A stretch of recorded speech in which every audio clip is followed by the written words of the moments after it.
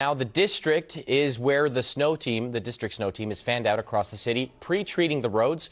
Let's go ahead and check in now with News 4's Dominique Moody, who is live from Northwest. Dominique, we know you spent time with one of the snowplow crews. What was that like?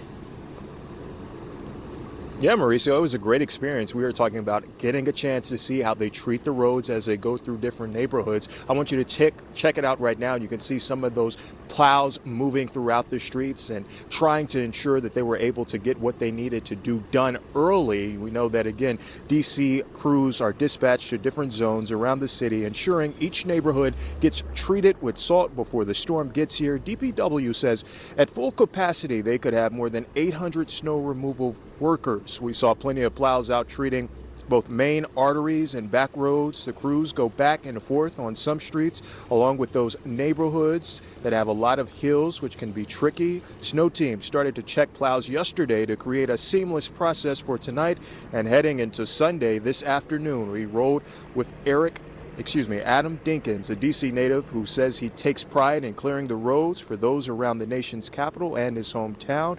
Also, word to the wise to everyone out there, if you have a vehicle that is along a snow emergency route, you want to make sure that you get that off the roads as quick as possible, because we are talking about those vehicles being towed along with getting ticketed. So the best piece of advice is to make sure that you get on that, and you get on that ASAP. Back to you, Mauricio. All right, Dominique, thank you so much. Good advice there.